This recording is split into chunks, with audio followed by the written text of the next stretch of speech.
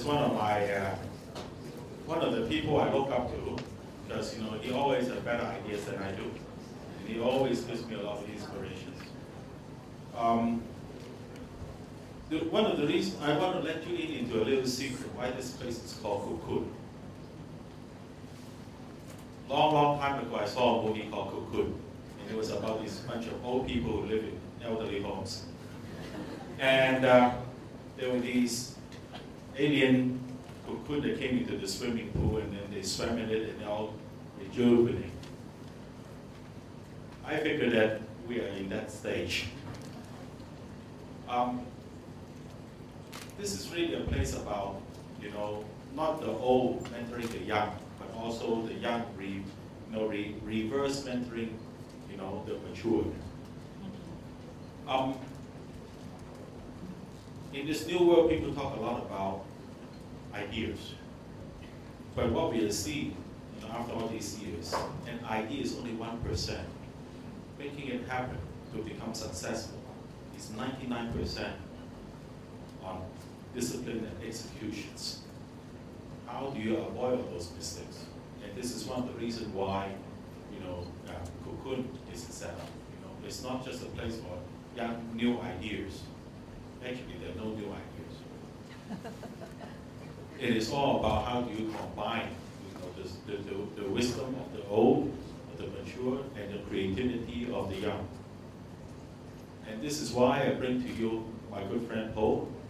I know Paul 30 years ago, and the first time I met him, he gave a wonderful, wonderful speech that I always remember. Why we had to give money to community chest.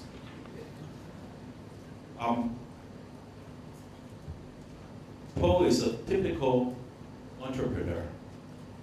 He found a business. He found this business that nobody revolutionized the world in delivery or fulfillment, what we call it today. He went through a lot of challenges and difficulties. He improvised, and starting from a one-man band, a few years ago when he left the company, he left behind a company of 40,000 people.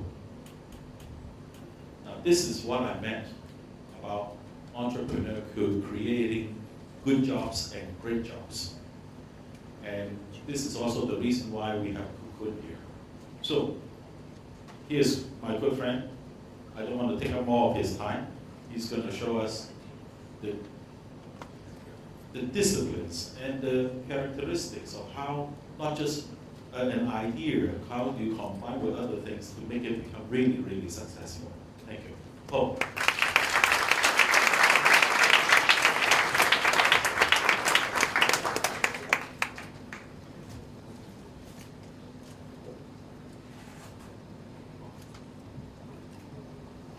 One thing I admire about Matt is I wish I had come up with this idea of CoCoon. But he beat me to it. So I am a strong supporter of this idea, and he has kindly asked me to come and talk with him.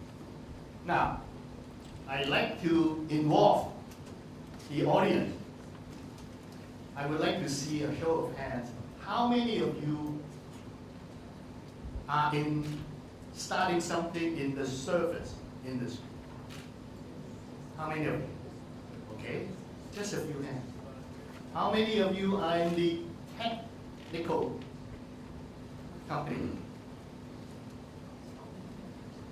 Oh, I see a number of hands. Well, what are the rest of you doing? Right?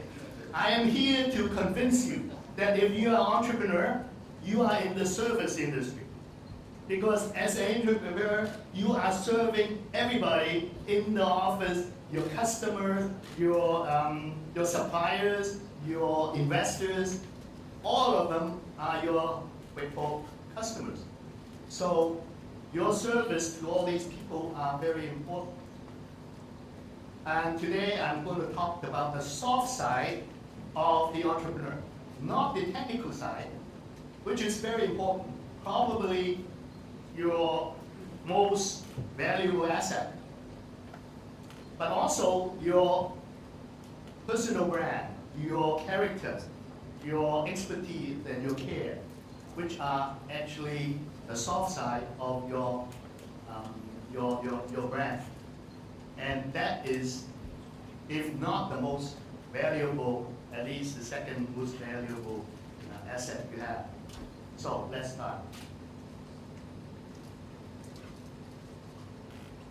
The talk I'm going to do is called Minding the 12 Dimensions of the Entrepreneur's Personal Brand. I'm going to talk about why you should listen to me, why brand and brand management is important, from manufacturing, which was about 20 years ago, to Hong Kong now is 93% GDP in service, and 88% of the people is in the service. But the show of hand proved me wrong. Okay. And an entrepreneur is a leader providing leadership service. And I will cover the switch from a one-dimensional manufacturing man versus a 12-dimension service business. And the server is the service. The quality of the server is the service. That's why we will talk a lot about the quality of the server this morning. Don't worry, I will keep it in my 45 minutes so that you don't get too hungry. And then I will name those 12 dimensions of a server, of a service person, or service leader, which actually represents the whole man. So, why should you listen to me? This is my story. I built DHL in 30 years, but the first 15 years, we opened up operation in 150 countries. Now, if you think starting one place is difficult, 100 place, 150 place, over a network, I don't think anybody tried it before. So we are the most global of all global companies. A lot of it, I claim to be a co-founder because I understood, I designed the culture, the system, and so on, so that then enable us to manage a service that's based on people. We have no technology at all. Actually, courier service is about 1,500 years old, because during the Chung dynasty, we already have the Chinese version of the Pony Express.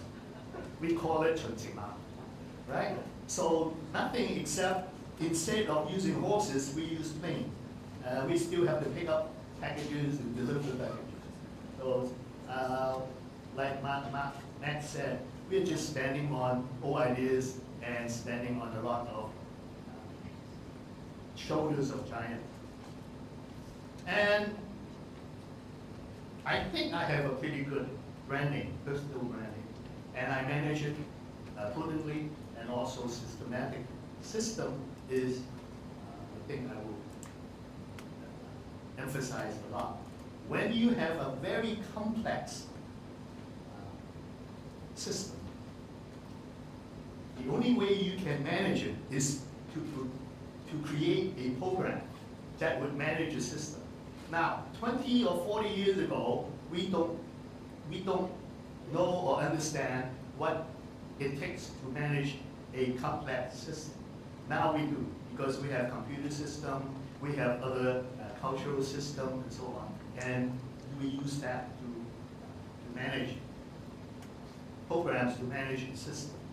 And if you look at any challenge, if you destruct this big block and don't know how to handle it, you deconstruct it into individual handleable parts, then you can really manage the system, at least has a handle on it. Why brand and brand management? It's a individual's soft asset. And it is what the people around you is actually buying from. You think they're buying from your technology? Well, yes, some of the people applying your technology, but most of the people who are friends of yours, who are your colleagues, are actually buying various dimensions that I'm going to talk about. And they are buying that. It's how you make them more competitive. A brand is worth a lot of money. Procter & Gamble, Johnson & Johnson, DHL, FedEx. In fact, when we were selling DHL, we had maybe a few planes, many trucks. It was a brand that brought us a lot of money. And when you're the entrepreneur, you are the brand of your startup. Because at the startup, you have no product, you have no finance, you have no customer, you have no supplier, all you have is your own brand. And so, number one, you should know how to pitch. The other one is you should build your brand. At least don't have dysfunctional aspect in your brand so that people look at you and say, well, maybe I should do business with this person. That would certainly would not put you ahead. Johnson & Johnson, they say, our company's name and trademark are by far the most valuable asset.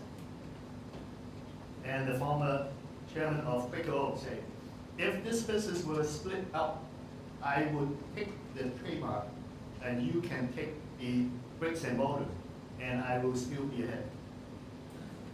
So the bricks and mortars of DHL is hardly worth anything, but the brand was worth millions, if not hundreds of millions of dollars.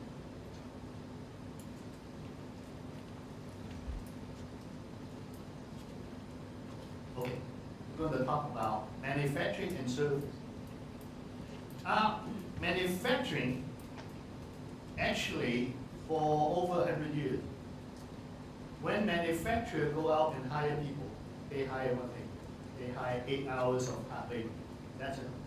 They don't want you to come in with your personality, with your problems, with your emotions. In fact, if you jump off the building, they don't care. Yeah, they don't care. You know, they go on. They're going to not this. If a service company, somebody died on the job, you stop the whole service and pay respect. But you don't stop it, but at least you pay some respect. But in a manufacturing company, they don't blink at all. They don't care about your happiness, your moral, your intelligence, your social skills, or your appearance. In fact, they would like you to take those dimensions and leave it at the factory door. All you have to come in is 8 hours, give them an honest day at work. And that's why we call that the one dimension. And also, in manufacturing, the workers do not meet the customer. Only the product meets the customer. And that's why manufacturers don't have the mentality of meeting customers. Maybe their marketing people do, but the rest of the factory don't. However, in service, the server meets the customer every time. And we have something called the 5 feet rule. Is if you're 5 feet further from your customer, you actually are no longer serving in a personal service. So a barber cannot cut your hair 5 feet away, or a waitress cannot serve you.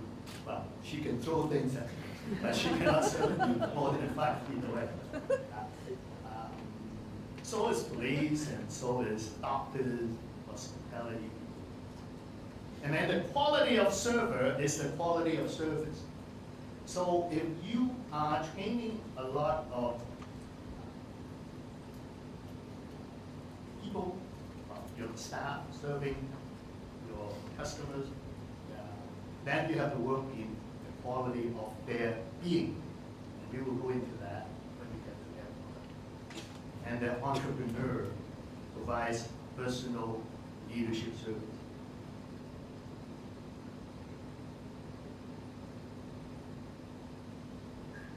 Now Now we get to the entrepreneur. Now these are the key services that an entrepreneur provides. Ideas, vision, design, creativity, raise capital, organization, teams and teams and the habitat. That entrepreneur actually manage a habitat. That is the whole company, the whole area of operation that you have control over. Outside this control, habitat is called ecosystem. That is the bigger society. You can have some influence of the ecosystem, but you have heavy control over the habitat. Motivation, mindset, corporate culture, and corporate climate. The moral compass, because moral compass is very important because it brings trust. If your moral has dysfunctional part of it, then you destroy the trust of the people around you. I will also give that an example. Investor, you have to serve the investor, suppliers, staff, customer relations, and so on. So these are the personal service that an entrepreneur provides.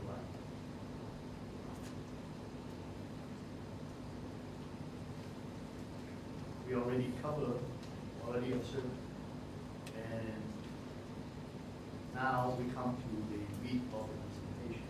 These are the 12 dimensions of an entrepreneur. I'm sure you can break it down to more, because whenever you have a system, it's like an onion. You can break it down to more and more and more. But this is a minimum you can have. 12 is the minimum you can have. I try to boil it down to 8. 5 is even better because 5 you can remember. It took me a year to remember the 12 without looking at others. Yeah. So all these would be on my website. You can come and look at it. So if you want to, you'll be welcome. So we'll go through them one by one. The functional dimension. This is the ability to be beneficial to others. What you do benefit others. This is also what we call value adding. This is the value creation. Also, this is what you can do. Also, this is where education comes in, vision comes in, charisma comes in, and this is your professional and formal ability or skill. You can learn this in business school, and they are very good in teaching this in business school because it's pretty hard kind of lessons. So they teach in business school vision, strategy, communication, charisma, business model, product, design, marketing, and so on. I like to point out charisma is important, and I can let you know in one sentence what charisma. Charisma is presence, energy plus care. If you want charisma, you have to be there for the person that you're talking to. That is presence. The other one is you have to have energy to let the other person to know that you have a little bit more power than in energy. And then care. If you're talking to somebody and you don't really care about him, you cannot come across as somebody who has charisma. Social and relationship dimension, the ability to organize and interact with people. You're someone whose name that other people drop. And that's why Mr. Max Ma's name is very famous. We drop him all the time. His name, not him. And you're the role model that's someone admired by others. That is the social dimension. Also, social dimension include whether you can mix with other people, tell jokes, and actually the guy who can tell the best story always wins. So organize your company into story. tell your own story, tell the story how you come into the vision. People love story. And hey, I teach MBA class. And the only time they wake up is when I start telling a story. And also the pitch is a story. So get your elevator pitch ready. Mental intelligence. This is mental dimension. This is also the intellectual dimension.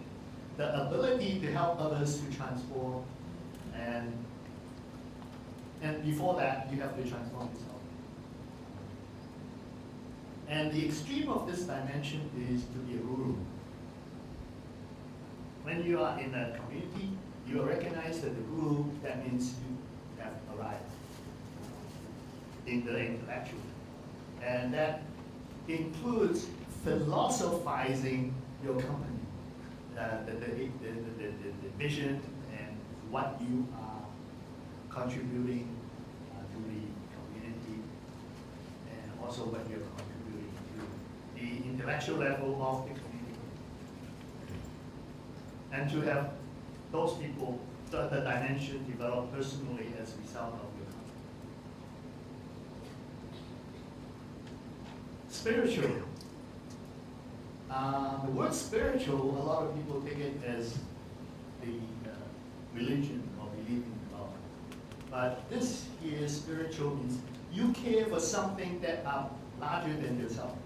Whether it's the environment, whether it's a philosophy, whether it is the traffic, whether it is the strike in the IHT, whether you really have a feeling for it. And that's the spiritual. And people without spirit has something empty. Somehow other people cannot connect to it. But if you have a spiritual aspect and be able to have the capacity to contribute to other people's welfare, in addition to their religious or spiritual aspect. Happiness. Nobody can spend long time with somebody who's always draining positive emotion. You get bored, and also you get you feel that forever filling somebody else's emotional hole is very demanding. So happiness is something that if you can work on. Now, there's research to indicate that positive and happiness, 10%, 50% is by birth. Physiological, but when you are born, whether you're a positive person or negative person, that takes 50%. 40% is how you manage your daily life and manage your happiness. That goes for 40%. And 10% is because of the situation.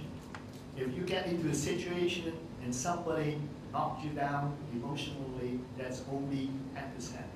And sometimes 15 minutes pass, or you already forgotten it. So, a lot of people think that I'm not happy because other people make me unhappy. Yeah, that's only 10%. But you are unhappy because you make yourself unhappy, that's 40%. But if you're born with a depression, born with a negative view of the world, that is 50%. So you can manage it. Managing 40% is a lot already. Managing your happiness. And on my website, I have a program how to manage my happiness. Actually, it will come next week. So watch out for my website of teaching how to be happy. Character. Character and moral is very close. Moral is the agreement of the moral compass between people. Character is who you are, disposition. 孤寒陰濕古惑and then being a miser, being very calculated, that's character. But moral is whether you dip your hand in my pocket and pick my pocket, that's moral. And establishing moral authority is very, very important, because once you let your moral go, then people don't trust you. And it's likely that they will not follow you, they will not serve you, they will not cooperate. And we have a very good case studies in Hong Kong where our supreme leader destruct his moral, and then we also find out that he's not very good in his expertise, and all he has left is his care. But then when you don't have the expertise, when you don't have the character, and you only have a character and you only have the care, people think that you are just blabbing.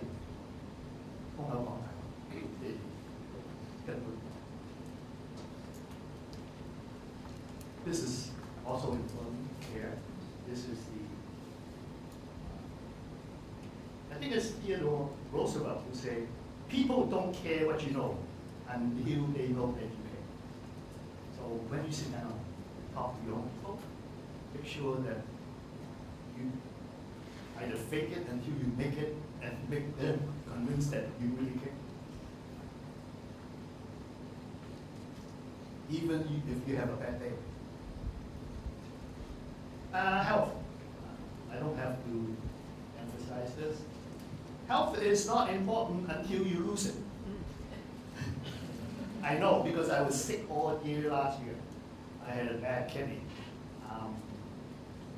But I am much better now. So health and moral is something that you don't realize the importance of it until you lose it.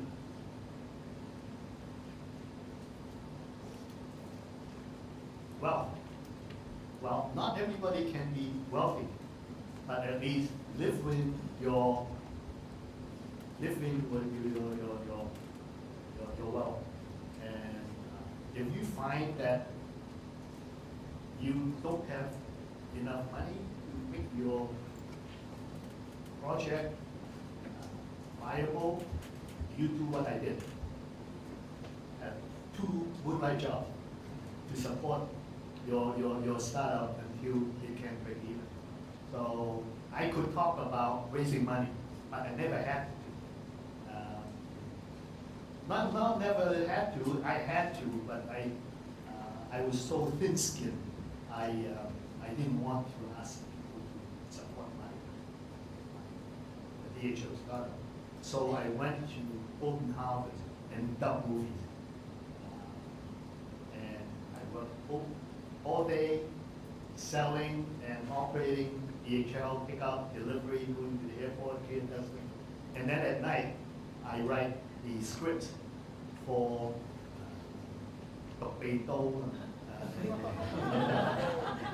and also I did all the Bruce Lee movies, translating it from Mandarin to English. And wealth dimension is at least not to borrow money or other people hate you. They don't mind supporting you once or twice, but every time you go up and you have to borrow money from them, that's a no-no. Visual, the ability to talk the part and act the part. Look good and feel good. My DHL experience was, I came back to Hong Kong in 1969. I was working for a toy company. So all the toy companies think that they are artists, and they wear white lapel, bow blazers, and also white ties like this. And so I worked with them for a year and a half. And I dressed the same way when I started selling DHL. But I just couldn't. Somehow there's a resistance of people buying the service. I know it's good, but they were not buying it from me. Until a friend of mine said, oh, you can never sell anything just like this. I said, yeah. He said, yes. You are selling confidence. You should dress like an IBM salesman and a merchant banker. So the next day, I get myself a blue suit, yeah, a striped tie, a white shirt, striped tie, and I start selling the accounts, selling the service, because all the people I'm talking to, they're bankers. So I dress like them, and they said, this guy we can trust this. So remember, don't go to places with a t-shirt where ties and suit is expected. And don't go to a t-shirt place when with the tie and the suit. So dress appropriately. And leadership dimension, the ability to lead. This is very wide and very encompassing. That's a talk all by itself. But out of the 12 dimensions, you should be aware of there is one called leadership dimension.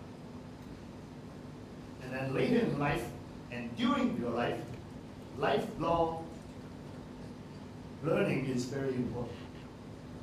Because people like other people who can give them new ideas.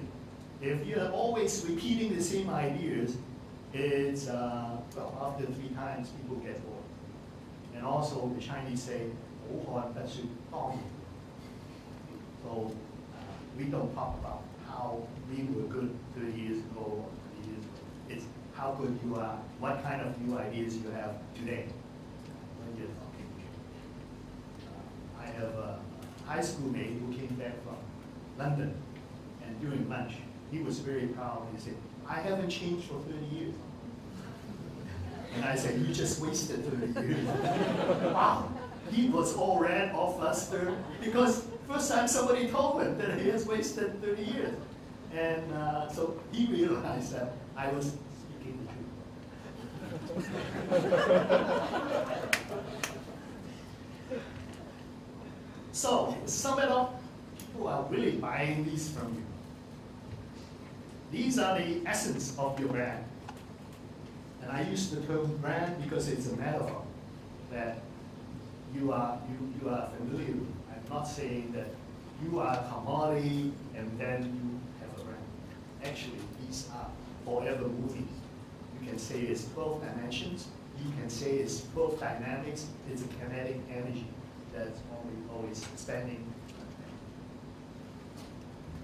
And if you have one dysfunctional dimension, you may turn away following. Particularly if you have a dysfunctional moral dimension. But also if you have a dysfunctional functional dimension, that is you couldn't get it. You may have a good idea, but you couldn't execute it. And we have seen so many entrepreneurs who has excellent ideas, but they have dysfunctional dimension. And if you don't have followers, then a leader who doesn't have followers is just another guy walking on the street, because they cannot do it. So, if you cannot keep an eye on all 12 dimensions, at least keep up with these 3. First is function. You have to be functional. If you're not functional, you're not hireable. If you're not functional, you cannot deliver what other people need from you. The second one is moral. Moral is the establishment of moral authority and trust. And the third one is care. We have a situation in Hong Kong now that we have a leader that he kind of commit theory on his own moral. So now he has no moral authority. And then when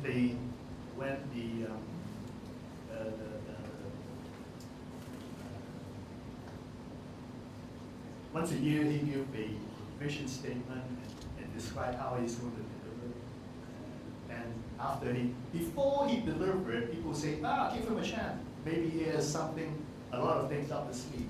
After he delivers it, we know there is only go. So he was kind of weak on 2 out of 3. And then if you have 2 out of 3, then the third one becomes and people refuse to serve. Good people refuse to follow him or cooperate. Well, this is follow. Yeah, right. And then the last one is they even complain. So now we have a lot of it. So competence is a C, which is functional. Moral is a C, character. Care is C, and then add on to it is complaint. So if you look at just those expertise, character, and care,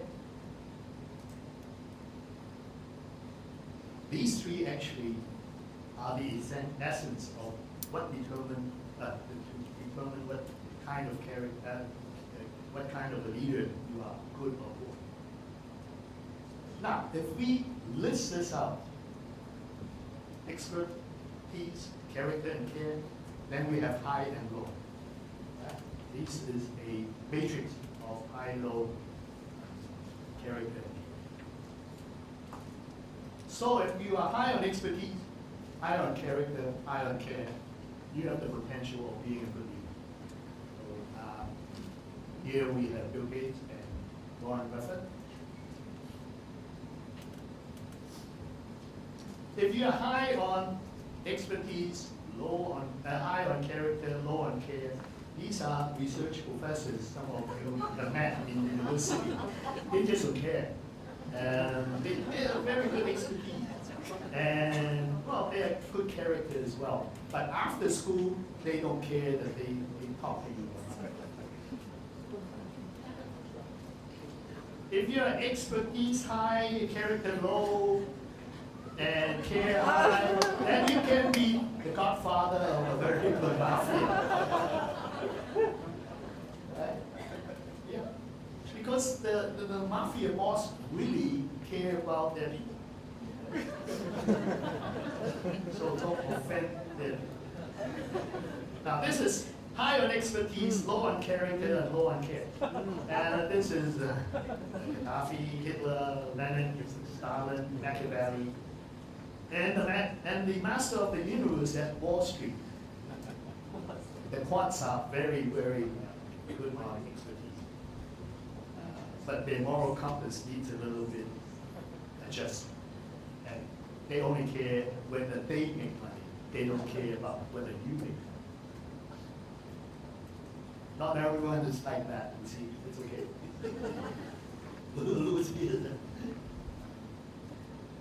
Now, if you are low in expertise, high on character, high on care, that is my grandmother. If you take my grandmother and say that does she has the expertise that we are talking about, probably not. She can cook a very good meal, take care of the grandchildren, and so on. But for the normal, everyday business expertise, she doesn't have. We always talk to her and say, you have to be more specific.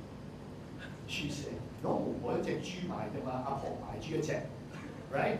Don't talk to me about 幾錢一斤，求其呢隻豬就係呢隻豬。This is the thing I'm selling. So don't talk to me, confuse me with the weight and how much food. So, but she really has character. A lot of my character is from her. She's not highly educated. She can read the story of the 3 kingdoms, and she can talk to me about a lot of bits and pieces of Confucius saying that I remember when I was 6 or 7, that I know now why those sayings are so important. This is expertise, low, character low, but only care. This is the low level goons. of the mafia. They really care about each. Expertise low, high on character, low on care. These are probably monks and hermits that live apart from the world and keep to themselves. Now, what happens if somebody is low on character, low on expertise, low on care? So it's I thought these would be nobody. Right? How can they make it living? How can they make it in life? But actually, now we have quite a few of them in China, and also quite a few of them are put into position of leadership.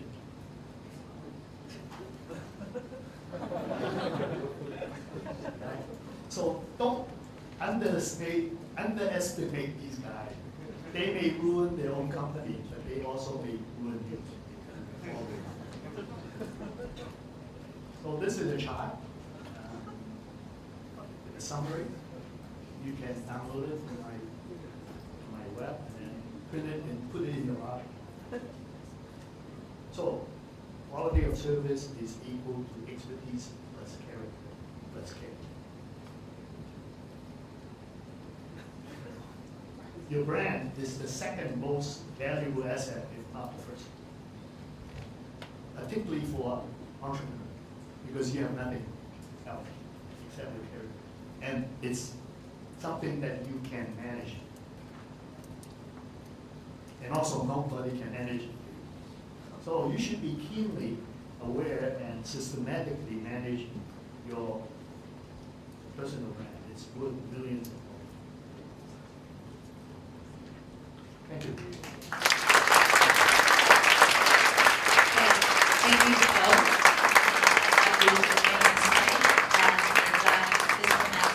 To present the souvenir on behalf of CoCoon. Thank you. Souvenir is coming.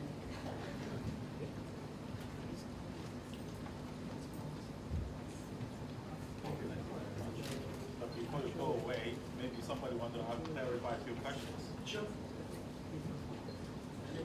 Anybody wishes to ask Paul any questions?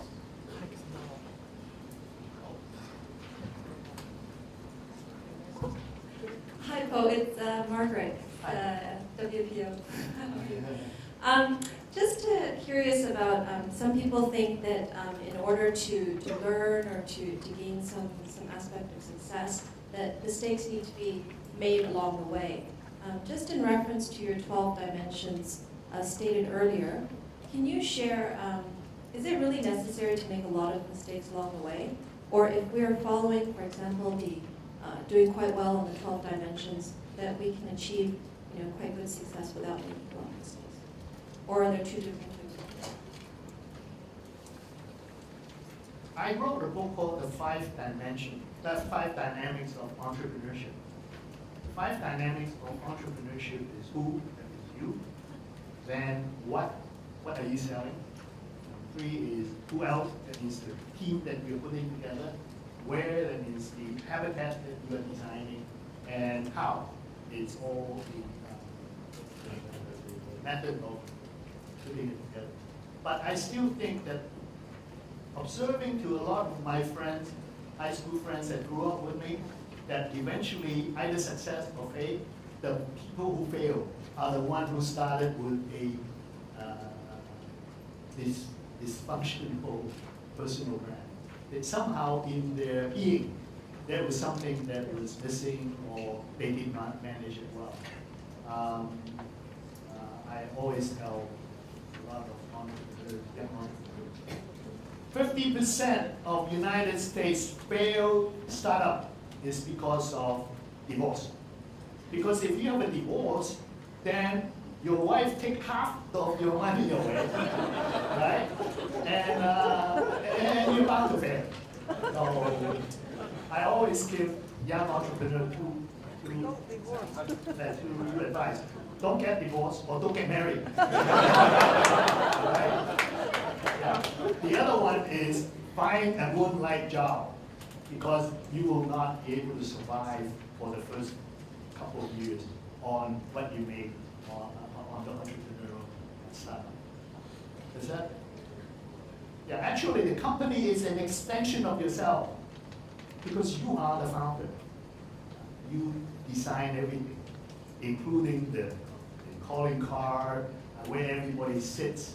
That is actually your design ability. If you design poor messages, if you design poor systems, it will clog up your operation.